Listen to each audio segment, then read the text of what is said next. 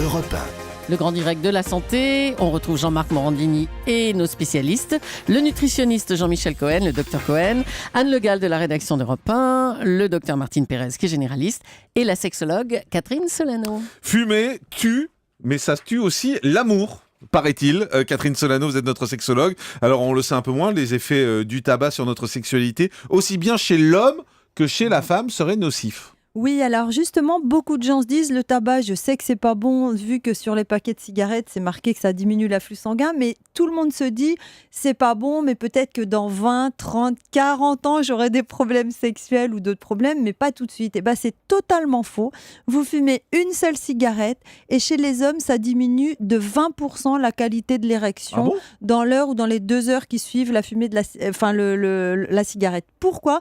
Parce que dans la fumée de cigarette, il y a du monoxyde de carbone, qui est un gaz vasoconstricteur, ça veut dire qu'il resserre les artères instantanément. La nicotine aussi a cet effet. Donc si vous fumez même une seule cigarette dans votre vie, pendant les 2 heures qui suivent, vous êtes sûr d'avoir des moins bonnes érections. Et ça revient après.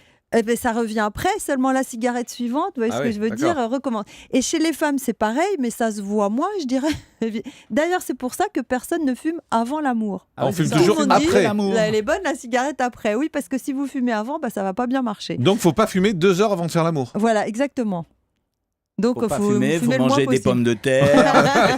Ça fait beaucoup. Alors, on dort. Oui, voilà. C'est ça. Chez les femmes, c'est pareil, mais ça se voit moins. C'est-à-dire qu'une femme va avoir moins de gonflement. Ses artères sexuelles vont moins bien fonctionner si elle fume.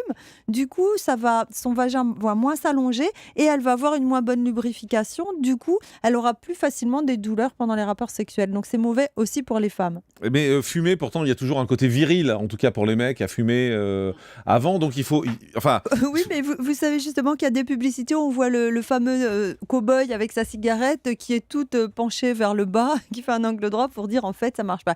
Et alors je vais vous dire une autre chose qu'on sait très peu, c'est que fumer ça diminue la taille du pénis. C'est-à-dire que quand vous fumez, alors il y a des études très sérieuses là-dessus, je vous avais raison, si je puis me permettre, vous avez entièrement raison. C'est-à-dire que je vous expliquais qu'un fumeur qui fume régulièrement, chaque fois qu'il fume une cigarette, son érection est moins bonne, de 20% en moins. Résultat, si vous fumez tout le temps, enfin voilà, petit à petit, votre érection, elle est moins bonne à chaque fois. Du coup, les fibres d'élastine qui sont dans le pénis ne s'habituent plus à se dilater. Du coup, petit à petit, vous allez avoir un pénis plus court en érection. Donc, les hommes qui fument ont un pénis qui ne se déploie plus totalement en érection. Donc, les gros fumeurs ont un petit pénis. Ont un plus petit que c'est une fumée. Qui fume à la rédaction Anne Le Gall. Mais vous avez dit...